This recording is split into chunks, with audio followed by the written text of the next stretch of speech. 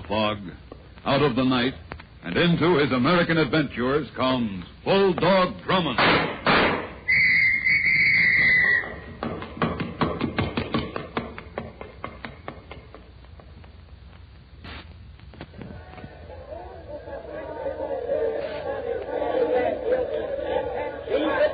Once a year, there comes into every man's life, even a detective's, the time when he recaptures the spirit of his boyhood. Hurry, hurry, hurry!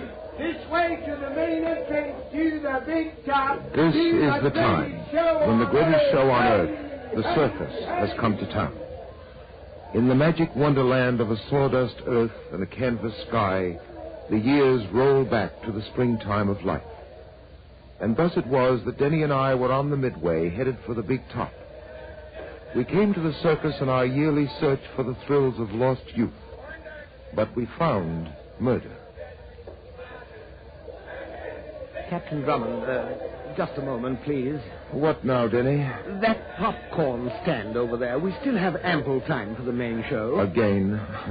Denny, you're worse than a child. 3 hot dogs, 2 ice cream cones, 4 bags of peanuts. Only 2 bags for myself, sir. I shared them with the elephant. Very well, 2 bags of peanuts. And now popcorn. Denny, you'll get sick just like a child who overeats during his day at the circus. Oh, good, sir. Then I'll feel like a child again. Oh, well, what's the use? Very well, popcorn it'll be. Now, really, sir. Oh, I say. I'm sorry. Well, young lady, I suggest that you watch where you're going. You nearly knocked me I'm sorry. Apparently, this is your pocketbook. Yes, thank you. You're welcome. Come along, Denny. Just a minute, please. Yes? Would you do me a favor? What? A very special favor. It's terribly important. Why do you keep looking around? Please don't ask me questions now. Just put your arms around me quickly. What? Now, look here, young Put lady. your arms around me. He's coming this way. Please, please. All right. Like this? Yes. Really, sir. Hold me closer. Here he comes. Closer? Yes, please. You mustn't see me. Like this? Yes. Be careful, sir. She Don't might... trust me, honestly. It'll only be for a moment. Well, frankly, it's a rather pleasant moment. Captain Drummond, to say the least, this is quite unusual. To say the least, it is, Denny. It is. Am I holding you too tightly, Miss... No. I didn't get your name. Please, you mustn't ask me questions. I warn you, sir, she's up to something. He's gone. You can let me go now. Oh, I'm sorry. I'm afraid I was carried away with my work. I don't know how to thank you. Perhaps I could pay you for your trouble. Oh, no, thank you. The pleasure was mine. You've been very kind. Goodbye. Oh, she's running off, sir. Quick, we must follow her. No, just a minute, But, Denny. sir, she may have... She may have what? Well, I don't know, but a young lady just doesn't ask a stranger to embrace her unless she's up to something. Or in trouble, which is apparently the case in which Miss X has found herself. Oh, and now she's disappeared into the crowd and we know nothing about her. Perhaps we can find out something. How? By looking for the needle in the haystack? No, Denny, by looking for the man who pursued Miss X through the crowd here. And where do you expect to find him? About 20 feet from the spot where we're standing. What? Come along. He's right over there, still looking for Miss X. There, you see, that circus attendant? He's the one. How do you know, sir? Because our young lady in distress fairly shuddered in my arms when he passed by. Now, I'll do the talking, Denny. Yes, sir. Pardon me? Yeah? Are you looking for someone? What's it to you? I can help you. Go on, beat it. You're looking for a young lady. I'd say she's about 25, blonde, very attractive. Say, how do you know? Knowing things is my business. Where is she? Why? Because it's important. To whom? Now, listen, I gotta find her and find her quick, so come on, give. As soon as you tell me why you're finding her is so important. Because, Nosy, that dame is Marion Mars of the Flying Marses, the star trapeze act in this circus. The act goes on in 15 minutes, and we've been trying to find her. Now, tell me, where is she? I don't know. What? Say, Bud, what are you giving me? The last time I saw the young lady, she was headed for the big tent. Get out of my way. I gotta find that dame before I lose my job. So, our mysterious Miss X is Marion Morris, Denny. Of the Flying Morrises. And she certainly had us up in the air. Quite. But now that we're down to earth again, we're going to look her up. Good. Frankly, sir, I'm curious as to why she was hiding from that man. And, Denny, I'm especially curious as to this. Why, sir, it's a gun. Where did you get it? While I was doing Marion Morris the favor of embracing her, she slipped this revolver into my topcoat pocket.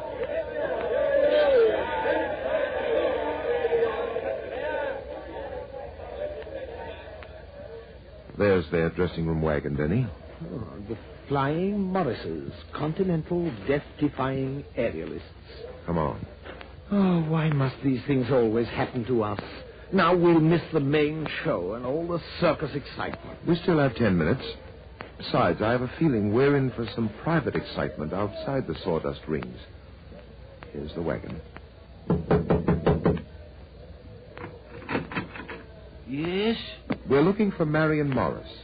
What you want? Oh, it's a personal matter. I should like to see her alone.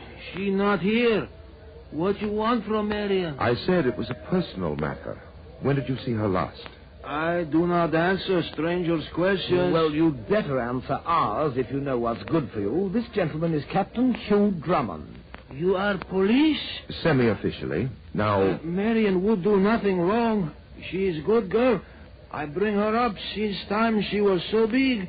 I, Santos Gomez, teach her always to do right. Please, you tell me why you here? First, where is Marion now? She in main tent with Paul. Paul? Yes, her husband and Chris Adams. The three of them. They are the great Flying Morrises. They do their act in 5 minutes. Please, now you tell me what kind of trouble Marion need. I didn't say she was in trouble. But from the looks of things, she's headed straight for it. What do you mean? This revolver. Yeah.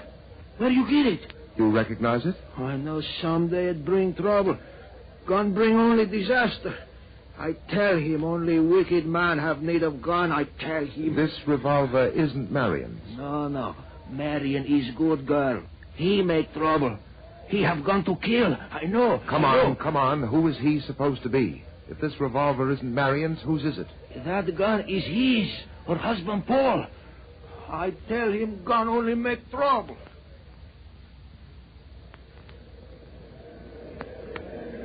Here. Give me your hand, Marion. I'll help you up. Come on. That's it. Chris Adams, the gallant young man on the flying trapeze. I was just being helpful. You're too helpful, Adams. I don't like it. I told you 100 times, Marion's my wife. Then why don't you treat her decently, as a wife should be? And I don't like your concern about my manners toward my wife. Now, listen, you... Chris, please, not now. And where were you two before showtime? I know you're sneaking off to meet each other. That's a lie. It's no use, Chris. You won't believe anything we say. Let's not argue now. Why, Mrs. Morris?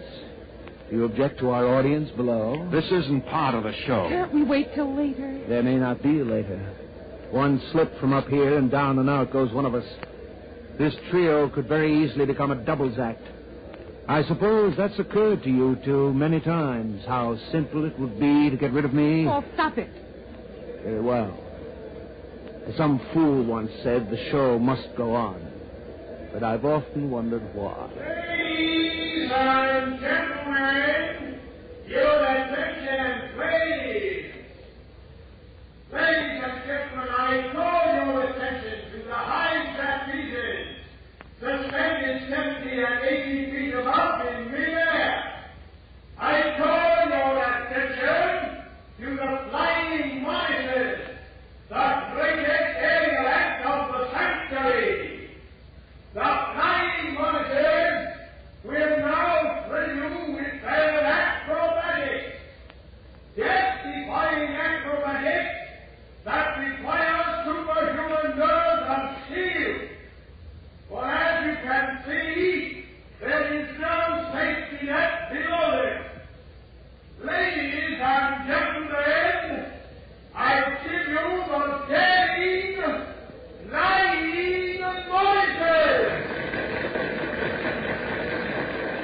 Ladies and gentlemen, I give you the unhappy flying Morrises. Oh, please stop. Let's get ready. May I have the rosin bag? My hands are damp. Of course, here.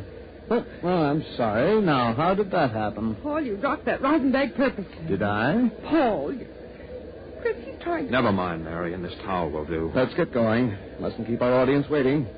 Oh, by the way, Chris, I'll go first today. But what... You'll do my routine, including the double flip.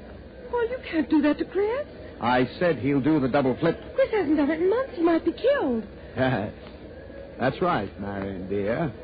If Chris does that double flip in my place, he might be killed. Paul, you can't do a thing like Well, here I go. So long and good luck, Chris. Chris, Don't worry, Marion. I can handle it. I don't know what's got into him. This is my last day with the act. It's better that way. He'll be back in a few seconds. It's my turn now. Careful. I'll be okay. Here he comes. All right, Chris, get into your act. Here goes nothing. True words were never spoken. Paul, you're trying to have Chris kill himself. Really, Marion, such Oh, concern. please, you must believe it. There's nothing between Chris and me. Of course. And you love me, don't you? Don't you love me? How could I? There's your precious Chris. Now let's see how he comes out on the double flip. He made it. He made it. Yes, he made it. Well, now we can have that little talk later after all. I'll get up to the next platform. Give Chris my congratulations. Oh, well, I did it. Thank goodness. Ready for your swing? Yes. Ready down there? Ready? There he goes. Now get set. I'm set. Marion, wait! Look! Oh! Oh! Paul! Oh! His trapeze is He's broken! getting Chris. He can't hold on. Paul!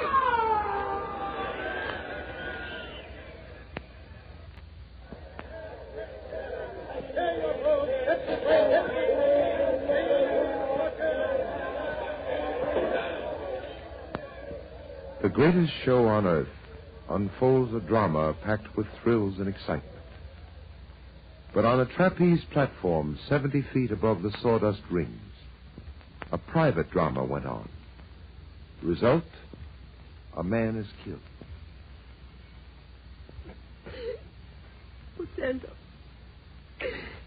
Santos, it was terrible. He didn't have a chance. He didn't. No, Marion. You must not cry like that, my child. But he just didn't have a chance. I don't know how it happened. Now you listen to me. It was perhaps for the best, What? you know. Yes, he was wicked, and the wicked are punished. Oh, no. Santos, you mustn't say that. It's not... Now, Marion, you must rest. You hear me? You rest. I will not let you be disturbed. You rest now.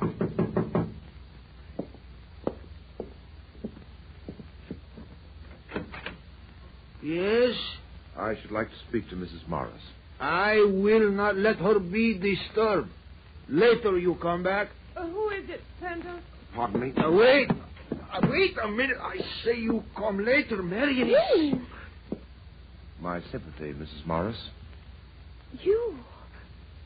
What are you doing here? This man is Captain Drummond, Marion. Oh, Yes, he say that you put Paul's gun in his pocket. Mrs. Morris is quite aware of the details. Captain Drummond, I can explain that. I wanted to get rid of that gun. I was afraid that my husband would...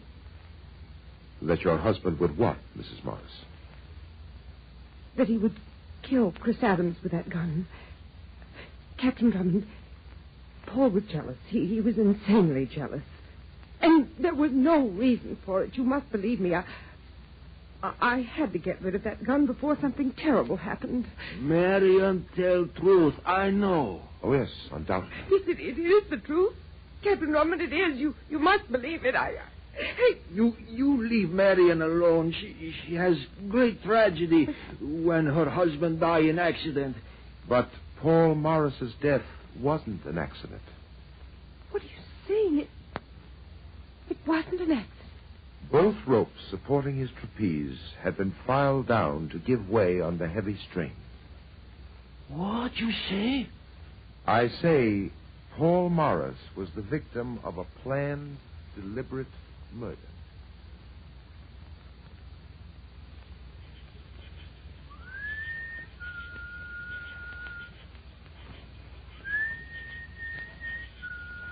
Over here, Denny. Over here. No sign of Chris Adams anywhere, sir. I searched the entire circus area. What about you? No luck either. I've been spotting his dressing wagon over there for the past hour. He hasn't shown up. Denny, it's about time we had a look into that tent.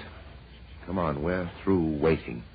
Well, in the vernacular, sir, Adams has taken it on the leg of mutton. On the lamb, Denny. Well, whatever it is, sir, he's gone. There's no doubt in my mind that he's the murderer. He's the one who filed those trapeze ropes. That's a valid possibility. Possibility? It's a certainty, sir. The motive is well established. He hated Paul Morris. So did Santos. And don't forget that Santos was in charge of packing and setting up the axe equipment. As a matter of fact, Denny, Mrs. Morris doesn't escape my suspicion either. But neither Santos nor Mrs. Morris ran away. That much is in their favor. Yes, that and nothing more. All right, come on in. We'll see what this dressing room has to offer. Pull on that light over there. I say, sir, what if Adams should return and find us here? But, Denny, you're the one who's convinced he's flown the coop. Yes, but, you know, sir, just in case. Then his presence will be most welcome. In the meantime, let's have a look around. See what you can find in that trunk over there. I'll look into this one. Yes, sir. Nothing in here, sir. Nothing but his circus attire. There's a valise over there near the dressing table. Check on that. Well. What is it, sir? Come here, Denny. Look at this. Why, Captain Drummond. Is this what the well-equipped aerialist carries about? A carpenter's file. Well-equipped murderer is more like it. I told you all along, sir. Adams is the murderer. There's Exhibit A. So it seems. Don't move. You're both covered. Why, sir, I said don't move. It's the circus attendant who pursued Mrs. Morris through the crowd this evening. So it is. You know, Denny, we've quite forgotten to take this gentleman into consideration. All right, cut the jabber, you two. What are you doing here? We might ask you the same question. Yeah, you might. Only me and this shooter asking the questions. Hey, what's that you got in your hands? As if the gentleman didn't know, Denny. Cut the act. What is it? A carpenter's file. And a murder weapon. Murder weapon? The gentleman appears genuinely surprised. Come on, give. If you insist, this file was evidently used in bringing about the death of Paul Morris this evening. And you found it here in Adams' tent? That's the general idea. Hey, what are you two doing mixed up in this business? The name is Drummond. I specialize in this type of business. Your name's what? Captain Drummond. And I'm Denny. Well, why didn't you say so? You didn't ask.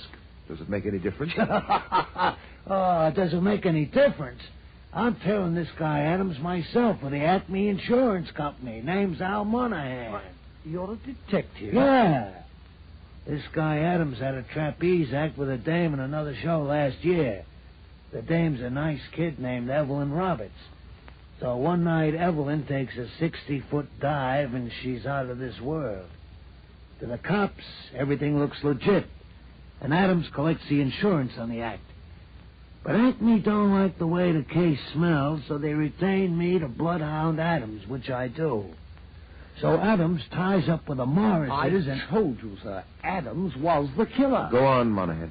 So he ties up with the Morrises. The way I see it, he makes a play for the dame, which ain't hard on account of she ain't so hot for a ball and chain anyway. So Adams is in solid. Morris takes a nosedive thanks to Adams. The dame knows from nothing, and Adams works her for a grab of the insurance dough. Well, aren't you going to tell Mrs. Morris? You crazy. The dame's in love with the guy. She might even give him the tip-off. No, I just sit and wait for Adams. I say, imagine that, sir. He expects to capture a killer just by sitting and waiting. Sure, it's easy.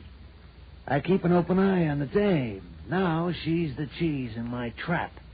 Adams is hungry for that insurance dough, and when she gets it, the rat comes out of his hole for the nibble, and Monahan's got him.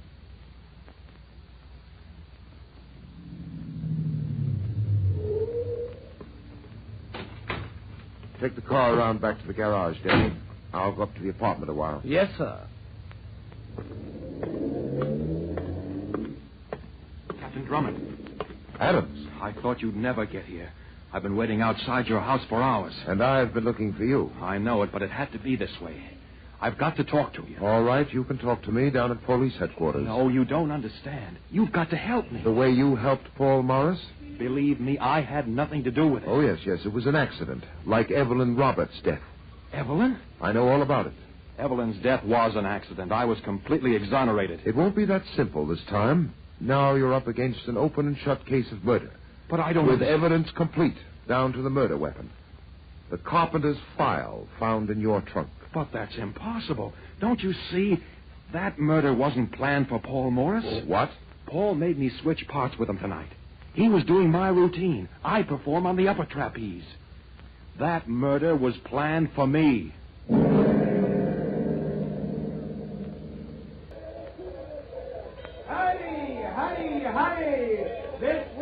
Now, Adams, you understand what you're supposed to do. Yes. I'm to walk in as if I knew nothing. I'm to play for time. Right. And play it to the hilt. Thank you, sir. I don't understand all this, letting Mr. Adams walk into a trap, probably to certain death. He'll be protected.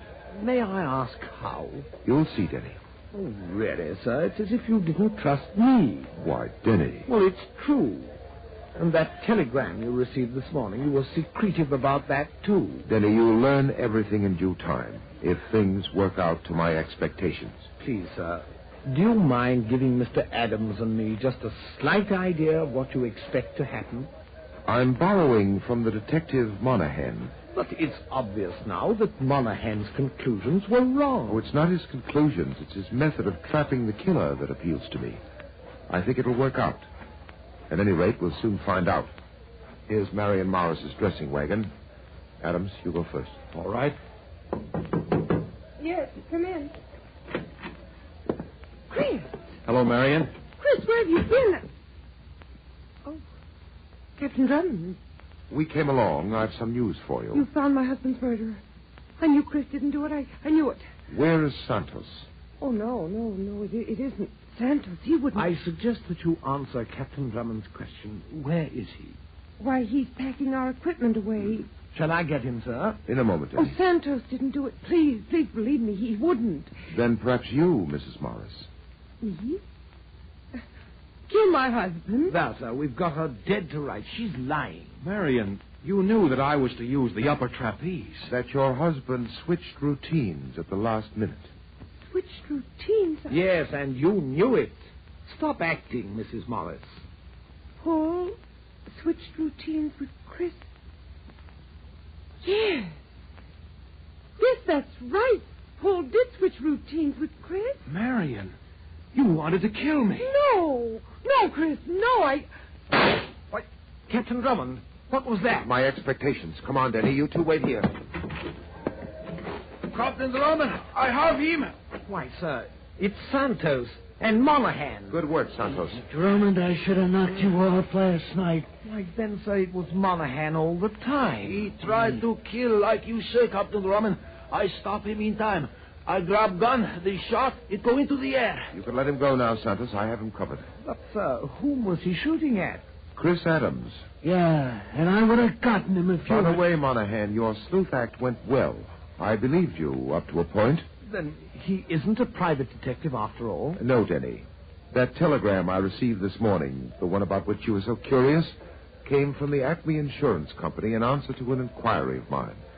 They had no detective trailing Adams, not even one named Monahan. Well, then who is he? Roberts. That's who I am, Al Roberts. Robert? Evelyn Roberts. Chris Adams' former partner, the one who fell to her death. The one they murdered, my sister. They lied. The cops, all of them, they lied. He murdered her. I'll get him yet. As usual, sir, I'm surprised at the outcome. How did you know that Monahan, or rather Roberts, was the killer? I didn't. I was just curious as to where he fitted in this case. But what prompted you to check on him in the first place? Just a hunch, Denny. And also his philosophy of sitting and waiting for a killer. What do you mean, sir? A good detective just doesn't sit and wait for things to happen. Oh, on the contrary, sir, I consider you the finest of detectives. Thank you, Denny. And I was about to suggest, after we deliver Roberts here to the police, that you join me in some sitting and waiting. Denny, what are you talking about? The big top over there, sir. I suggest that we sit down peacefully in the stands in the big top and quietly wait for the circus to begin.